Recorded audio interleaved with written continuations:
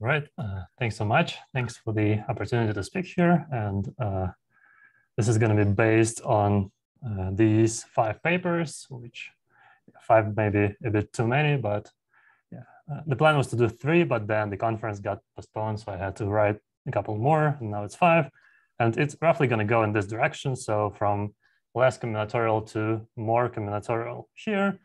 And yeah, I'm going to start with the motivation, which comes from the Ising model. And let me just define the Ising model. It's a very simple statistical mechanical model. You start with a planar weighted graph in a disk. And then the Ising model studies spin configurations on your graph. So a spin configuration is just an assignment of plus and minus ones to the vertices of my graph in any way you want. And then you get, each of those gets a probability, so the probability is not uniform. It depends on the spins. And it's proportional to the following product, where the product is taken over the edges of your graph. And then basically you look for all edges which have different spins at the endpoints. And then every such edge contributes its edge weight to the product. And the main object of study for me today is going to be the boundary correlations of the Ising model. So what you do is you take the boundary vertices and you label them from 1 up to n.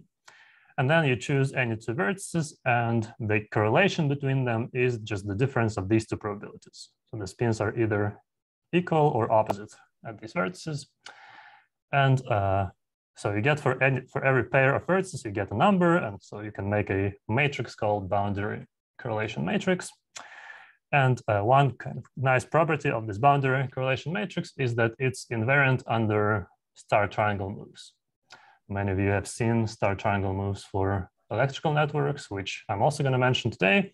And basically, yeah, for the Ising model, there is a lesser known star triangle move, which combinatorially looks exactly the same, but the formulas are different. It doesn't really matter what they are, but let me just show you them just in case. You have some nice square roots inside of them. And yeah, so basically the main cool property about the Ising model is that it undergoes a phase transition. So it's been studied for more than 100 years because of this property. Basically, here's the definition of the model again. And the relation to real life is that if you take a large piece of iron or something and then you increase its temperature, it's going to stop being magnetic just at some single temperature. So there is going to be a phase transition. And similarly for the Ising model, if you take your graph to be some large piece of the square lattice, and then if you set all the edge weights to be just the same number x, then as you vary x from 0 to 1, there is going to be a sharp change of properties. So there is going to be a single value called the critical value of x, such that if you go even slightly below the critical value, you're going to see some long-range interactions between the spins. If you go even slightly above the critical value, you're just going to see chaos, just white noise. And right at the critical value is where the most interesting stuff happens. So you see some kind of mixture of order and chaos. And okay, so what is this critical value? Is just some number between 0 and 1. So what is this magical number? And the answer is that it's square root of 2 minus 1. Which it turns out to be not a universal constant, but it depends on the type of the lattice. Just like for different metals, you get different critical temperatures. And so if you try other lattices, let's say, does this also apply to politics? Okay, very nice, thank you. Yeah, yeah, I miss you, Tom. All right, so if you try other lattices, let's say the hexagonal lattice or the triangle lattice, you're gonna get different numbers. And there's always going to be a phase transition, but at different critical values. And what's the pattern between these different values? Well, another way to write them is you can write them as tangents of certain nice angles. And an easy way to remember those angles is to do the following construction. You want to draw a rhombus tiling, which, so you want to draw a rhombus around each edge of your lattice in such a way that together they form a rhombus tiling. And then the picture you're going to see is going to look something like this. So Now, using these pictures here, it's very easy to explain these critical weights. You just look at every single rhombus. It has an edge inside of it, the diagonal edge. And then the edge weight is going to be the tangent of theta over 2, where theta is the half angle opposite to your edge. So this not only does it explain all these critical weights, but it also gives us more freedom, because now you don't have to stick to regular lattices. You can take an arbitrary rhombus tiling of the plane and then study the critical model on that lattice. So that's what was first done by Baxter in 1986. And let me just formulate the model precisely. You start with some polygon R, some polygonal region, and then assume that it admits at least one rhombus tiling. So you choose a rhombus tiling, and then you convert it into a graph, as I did before. So you kind of color vertices black and white in the bipartite way, and then you connect all the black diagonals, you just draw all the black diagonals, so you get a graph in a disk. And then if you use the formula for the edge weights from the previous slide, then you get a weighted graph in the disk with some boundary vertices naturally. So you study the Ising model on that graph, and it's called the critical Z-invariant Ising model. And the reason for the Z-invariant property, which is very important to us today, is that so the Z-invariance means that these edge weights are kind of very cleverly chosen so that they satisfy the star triangle. They give the solution to the star triangle equation. Remember the square roots formula from the first slide. These tangents actually satisfy that equation. And in particular, as I mentioned, the boundary correlation matrix is invariant under star triangle moves. So the kind of the outtake here is that these boundary correlations they do not depend on the choice of the tiling. They depend only on the shape of my polygon. So in particular, the motivating question for this talk is how do you give a formula? Like, let's say you give me some polygonal region. How do I look at that region and tell you what are the boundary correlations without having to choose a rhombus tiling? And eventually I'm going to tell you how to do that. But for now, let me focus on the most symmetric case where R is a regular polygon. Let's say I take a regular polygon and then I choose some rhombus tiling. And then I convert it into a graph, a weighted graph like this. And then the correlation between I and J should not depend on any choices. It should only depend on N. So what is the formula in terms of N? And here's the formula. So the formula, which may look a bit scary, let me try to explain it. So first of all, you choose I and J, which are just two boundary vertices. And then the correlation is only going to depend on the difference between I and J, because the whole picture is cyclically symmetric. And the actual formula, like the only thing that changes in these terms is this odd number, 2D minus 1, 2D minus 3, all the way up to 1. And you also alternate the plus and minus signs in your sum. So that's it, that's the formula. And you can try to use it to compute the asymptotics of boundary correlations, which people like to do a lot. So you just want to take a limit of this formula as n goes to infinity. And as you take a limit, you discover a remarkable thing, which appears as a limit as n goes to infinity, which is known as the Leibniz formula for pi. So you can see that if d is much less than n, then all these arguments become tiny. So the signs actually disappear from the formula, and then the n's cancel out with the n here. So you get some mixture of pi over 4 and inverses of odd numbers, which is exactly this Leibniz formula for pi here. And yeah, combining these two formulas together, you can actually compute the limit right away.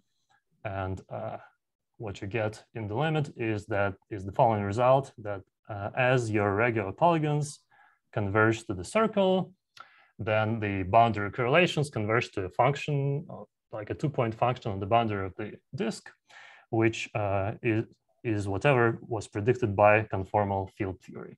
So there are some predictions from the 80s, and the result here is that one of those predictions is true. and I should mention that there has been many results of this type in the recent decades. For example, there's this paper by Chelkak and Smirnov, and also a paper by Angler, which they give you kind of very general convergence results, but somehow none of them actually apply to regular polygons, which converge to the circle. So this, surprisingly enough, this is a new result. And yeah, so while I'm here, by the way, let me mention the relation to electrical networks. There is a similar story for electrical resistor networks where you, again, have a graph and a disk, but now you treat every edge as a resistor. Right, so, and then instead of measuring boundary correlations, you still have some boundary vertices, but now you apply some voltages to those vertices, and then you measure the currents through those boundary vertices. So, and that happens to be a linear map.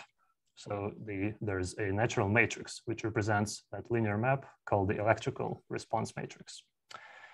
And so you can play the same game with electrical networks and you get another formula. So again, you can start with a regular polygon, choose a rhombus tiling, and then convert each rhombus into a resistor. And then the electrical response matrix entries are going to be given by this formula here, which, as you can see, is quite different from the formula here. And what I'd like to argue is that these two formulas actually have the same proof.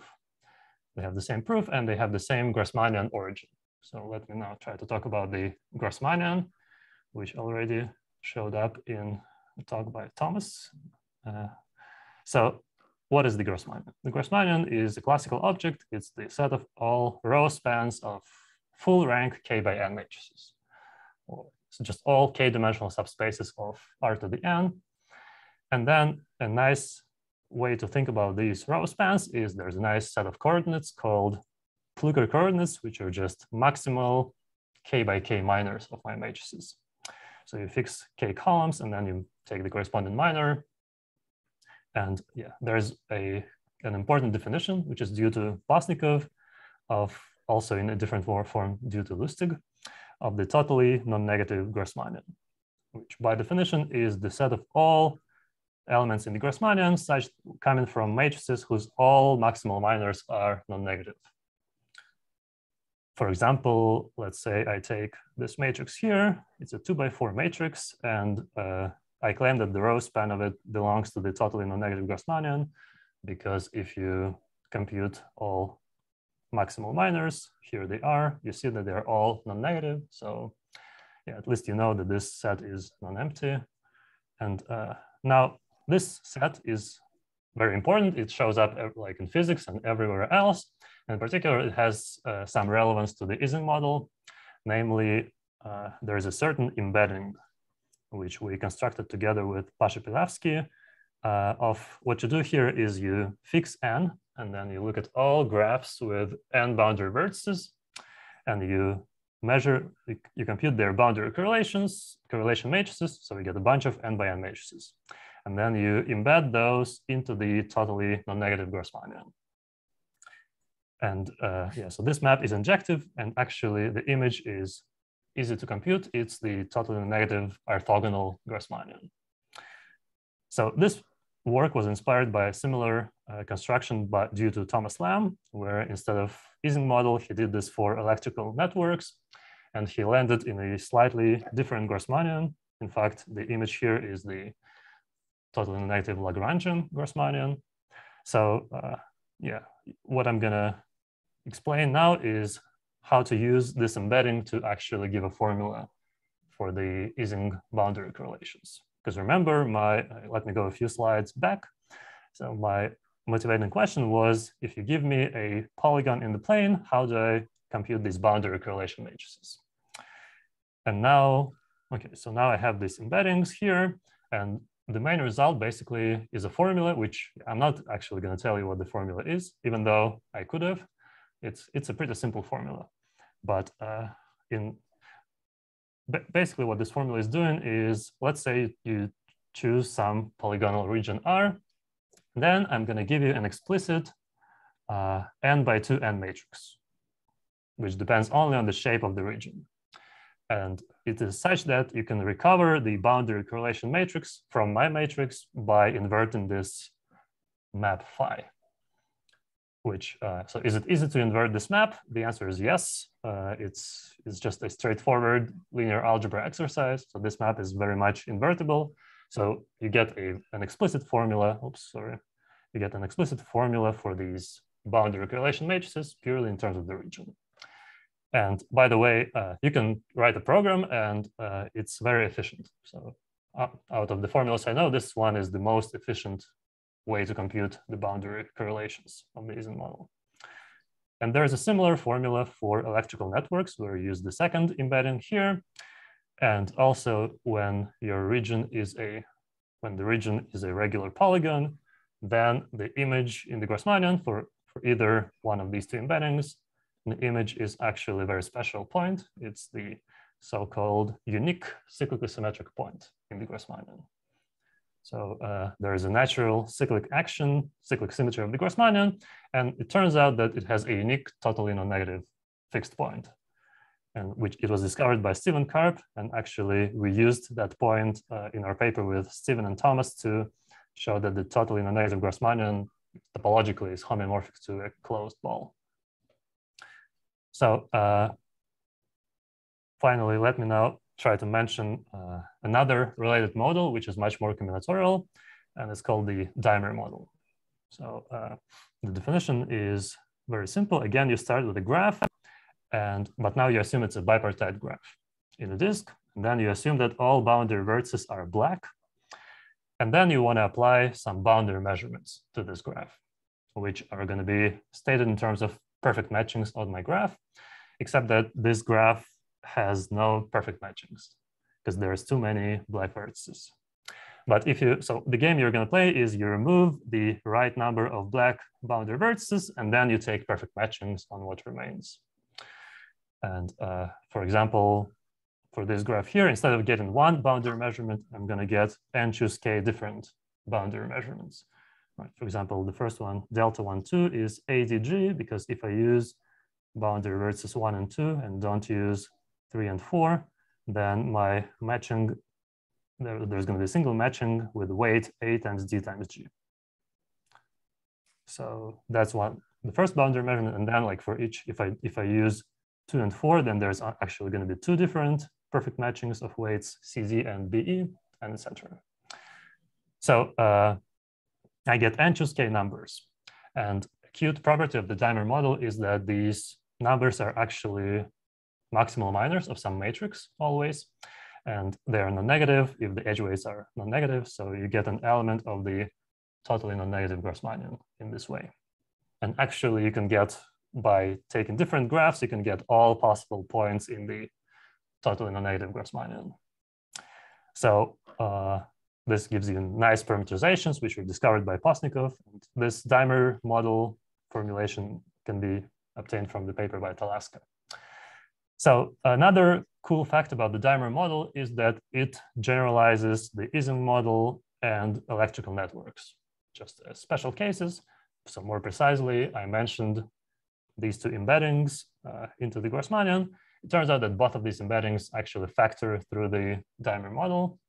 So in other words, if you have, let's say, an Ising graph, you can convert it into a larger bipartite graph, which tells, like, such that the dimer model on that tells you information about correlation matrices of your original graph. And so basically, now I'm going to tell you how, so I had a formula for the critical Ising model. Now it can be extended to a formula for the critical dimer model. So what is the critical dimer model? Well, first of all, it was introduced by Kenyon for graphs on the torus, but then you can actually make it work in a disk using this paper by Postnikov and Spire. And the definition, first of all, your input data is just n points on a circle. So you fix n points clockwise on a circle, and that's like the shape of your polygon, kind of. And then let's say you choose some graph, doesn't matter which graph you choose. And then what I'm going to do is I'm going to try to assign some critical edge weights to this graph. And so the way it works is using strands. A strand, by definition, is just a path which starts somewhere and then you go left at white vertices and you turn right at black vertices. Left, right, left, until you arrive at some other boundary vertex. And basically every edge in my graph, if let's say if I choose some edge in the graph, then it belongs to exactly 2 strands. There's one strand in one direction, which goes left, right, left, and terminates at 2. And there's another strand in the opposite direction, which goes right, left, and terminates at 1. So this edge here is naturally labeled by indices 1 and 2. And then the edge weight is just the distance between V1 and V2 in the plane. So, so that's it. That's the assignment of critical edge weights. And this is also a very cool model. For example, the Ising model I mentioned, those critical edge weights were invariant under star triangle moves. These edge weights are invariant under square moves, which actually generalize star triangle moves. So yeah, a square move is where you can find a square and then you can swap the black and white colors around the boundary of the square. So yeah, in particular, invariance under these moves gives you a similar phenomenon that the boundary measurements actually depend only on the shape of the polygon, in a sense. So the main result here is that there is also a Grassmannian formula.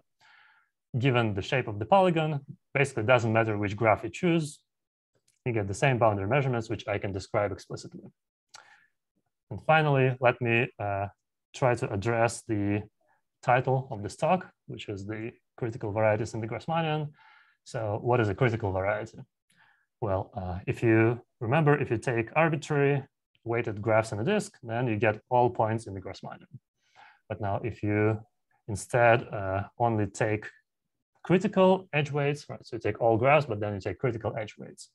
Then instead of, you get some subvariety of the Grassmannian, and that's called the critical variety.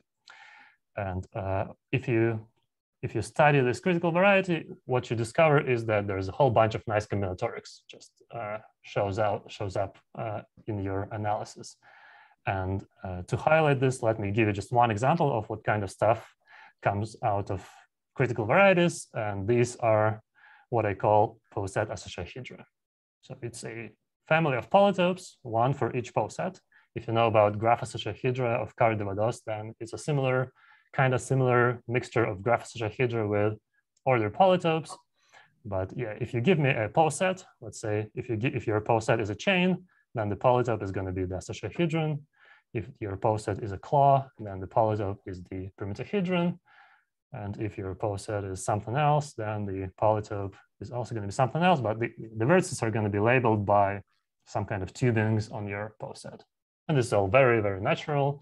And yeah, that's it. Basically, I'm done. Thank you for your attention. Thank you. Any questions? I have a maybe wrong question, but let me ask it nonetheless. Sure. So on the stat max side, you have all sorts of large number, law of large numbers type of phenomena. For example, in the simplest case in dimer models, if you tile a hexagon and it's a uniformly random hexagon, you have the Arctic Circle theorem. You probably know about this. Yeah. So this is much simpler than the Ising model, but nevertheless still interesting. Is it possible to push this probabilistic setting into the Grassmannian somehow? Do you get some sort of interesting random objects inside the Grassmannian? Does that even make sense? Yeah, that's a good question. I haven't thought about this, but yeah, that makes sense, right? You can try to find some random elements of the Grassmannian. Yeah, I haven't thought about this, but yeah, that's definitely worth studying. Oh, there's a question in the chat, which is totally non-negative Grassmannian and positroid synonyms, or is there a subtle difference between the two terms? Yeah, so positroid is a kind of matroid, which they are very much related. The totally negative Grassmannian is a cell complex. It's subdivided into cells, and positroids are these combinatorial objects which label the boundary cells of the totally negative Grassmannian. Can you say just a little bit more maybe about the construction of that Ising map and its inverse, how they are constructed, what's involved there? Just to give yeah. So let me. Yeah, basically you have, let's say you have some boundary correlation matrix. It has like ones on the diagonal and then some off-diagonal entries. Then the Ising embedding is you basically double every column. Okay. A, B, A, B, but then there are some signs involved. So you put some signs, A, B, oops, no, sorry, what is it? A, C, C. Yeah, there are some signs involved. And then you just take the row span. Mm-hmm. Okay. So that's the element of the Grassmannian. And to take the inverse, you have to multiply this matrix by something and then invert the matrix, and then you get back your original matrix. Mm-hmm.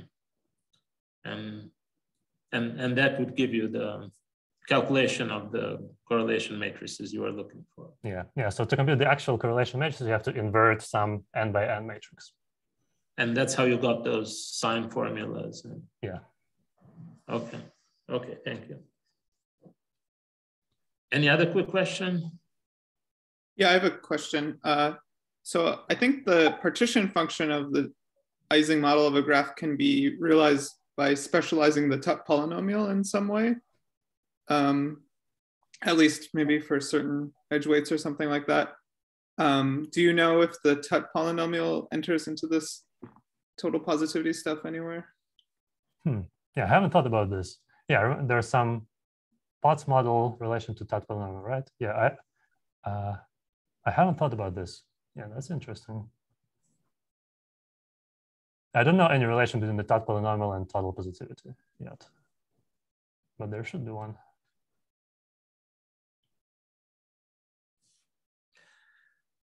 Okay, anything else? Okay, so thank you very much once